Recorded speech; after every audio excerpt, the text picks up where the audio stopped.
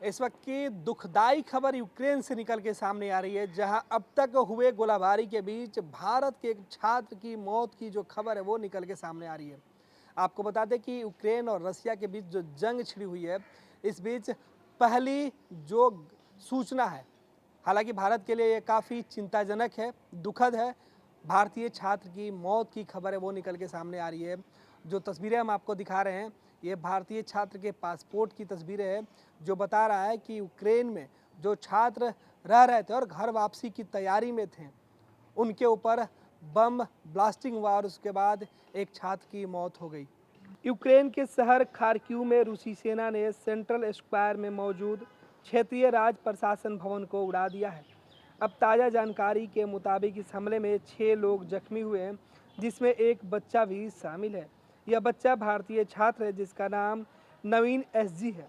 बेंगलुरु के रहने वाले इस 20 साल के छात्र के बारे में जो जानकारी सामने आई है, उसके अनुसार छात्र ट्रेन पकड़ने के लिए स्टेशन जा रहा था, तभी रूसी मिसाइल से हमला हुआ और छात्र की मौत हो गई। विदेश मंत्रालय के प्रवक्ता अरिदम बागची ने इसकी पुष्टि करते हुए बताया कि बड़े दुख के साथ हम पुष्टि करते हैं कि आज सुबह खार्किव में गोलाबारी में एक भारतीय छात्र की मौत हो गई। उन्होंने कहा कि विदेश मंत्रालय उनके परिवार के संपर्क में है। हम परिवार के प्रति अपनी गहरी संवेदना प्रकट करते हैं। एक अन्य ट्वीट में बागची ने कहा कि विदेश सचिव रूस और यूक्रेन के राजदूत से भारतीय नागरिकों के लिए तत्काल सुरक्षित मार्ग से वापस लाने की मांग कर रहे हैं। खार्किव और संघर्ष वाले अन्य इलाकों में मौजूद अपने छात्र और भारतीय नागरिकों को सुरक्षित निकालने की व्यवस्था करने की बात कही गई है। उन्होंने बताया कि इस तरह की कार्रवाई रूस और यूक्रेन में हमारे राजदूत द्वारा की जा रही है। इसके पहले यूक्रेन में भारतीय दूतावास की तरफ से एडवाइजरी जारी की गई थी। उसके तुरंत बाद कीव शहर को छोड़ देने की बातें कही गई थी। हालांकि रूस और यूक्रेन के बीच जंग अब 6ठे दिन में प्रवेश कर चुकी है। अब भी रूस की सेना यूक्रेन की राजधानी कीव पर बमबारी कर रही है। रूसी जवान अब कीव के कुछ ही किलोमीटर की दूरी पर बताए जा रहे हैं। दोनों लगातार एक दूसरे को नुकसान पहुंचाने का दावा भी बीच बीच में कर रहे हैं। लेकिन इन सब के बीच भारतीय छात्र जो अभी भी यूक्रेन के अलग अलग हिस्सों में फंसे हुए हैं, उनके और उनके परिवार के लोगों की चिंता बढ़ती जा रही है। बिहार सहित देश के कई हिस्सों से जो छात्र यूक्रेन में पढ़ रहे हैं, उनके परिवार के लोग अभी भी सदमे में हैं और डरे सहमे हुए हैं।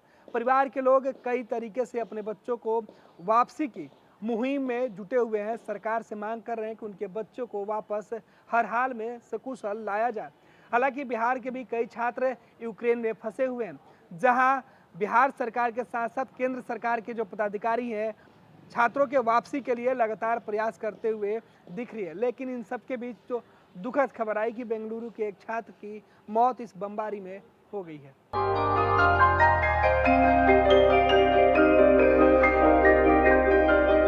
इस कोविड पेंडेमिक में सब ये शहर छोड़कर अपने शहर अपने घर चले गए। हम लोगों का अपना शहर तो है, लेकिन वहाँ अपना घर नहीं। अगर सिचुएशन और खराब होता चला गया तो हम जाएंगे कहाँ?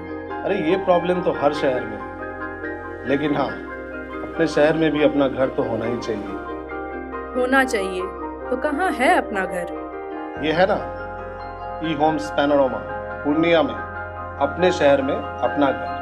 पूर्णिया में पैनोरमा ग्रुप लेकर आए हैं ई होम्स पैनोरमा। बड़ा घर, आलीशान जिंदगी और अत्याधुनिक सुविधाओं के संग। E Homes Panorama, luxurious lifestyle redefined.